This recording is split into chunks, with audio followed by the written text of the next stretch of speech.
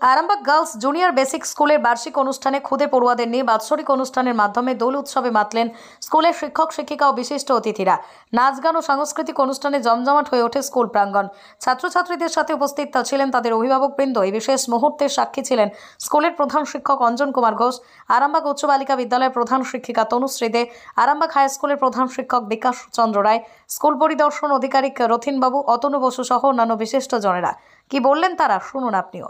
আপনারা দেখছেন খবর আরামবাগ, যে কথা কেউ বলে না, আপনার পাশে, আপনার সাথে।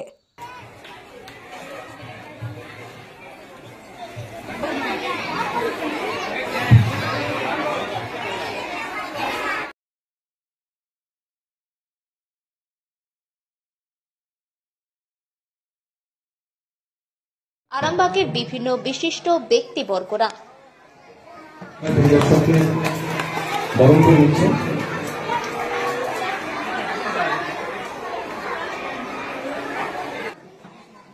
সেই দোল উৎসবকে সামনে রেখে আমাদের একটি স্কুলে ছোট্ট অনুষ্ঠান আয়োজন করা হয়েছে। সব রকমই আছে, দোলের গান আছে, অন্যান্য অনেক গানও আছে, আবৃত্তি আছে, নাচ আছে। নাচ, আবৃত্তি, গানে আজকে একটা জমজমাট একটা ছোট্ট অনুষ্ঠান আমাদের হচ্ছে। এটাই সারাদিন আছে। আর যারা প্রোগ্রাম করবে তাদের জন্য স্পেশাল কিছু একটু টিফিনের ব্যবস্থা আছে। আমাদের এখানে অতিথিবৃন্দ এসেছেন, তারা থাকবেন, তাদের জন্য কিছু চন্দন দেওয়া, ফুল দিয়ে বরণ করা, এইসব অনুষ্ঠান আমাদের আজকে পুরো আছে। নাচ গান আবৃত্তি দিয়ে পুরো অনুষ্ঠানটা করা হচ্ছে। মাস্টারমশাই হাই স্কুলের মাস্টারমশাইকে পেয়েছি, আমরা গোপালদাকে পেয়েছি, যিনি একজন অভিভাবক। এই যে একটা অনুষ্ঠান ছোটরা করছে, এই যে বসন্ত উৎসবকে সামনে রেখে, আশা করছি আপনাদের ভালো লাগবে। আমরা প্রতি বছরই এরকম করি। বিগত একটা দুটো বছর আমরা করতে পারিনি, করোনার পর থেকে নানা কারণে আমরা করতে পারি না।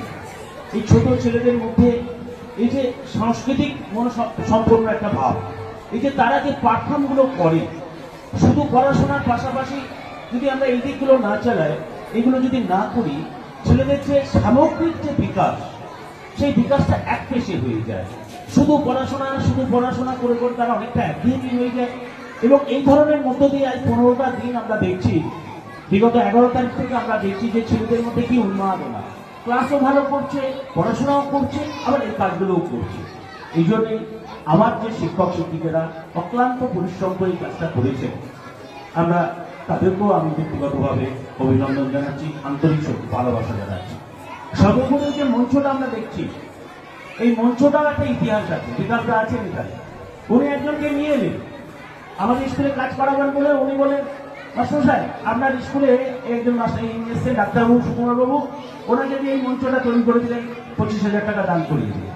বিকাশ দা, মানে আজকে অনেকদিন হয়ে গেল এরকম। আজকে দেখুন এই গোপালদা বসে আছেন, আমরা কালকে সব নিজেরা কাজ করছি। উনি খুব সন্তুষ্ট বলেছে যে তোমরা নিজেরাই করছো, সেটা একটু বাড়িয়ে দাও না। উনি বলেন আমি আপাতত 5,000 দিচ্ছি, আরো কিছু আমরা দেবো।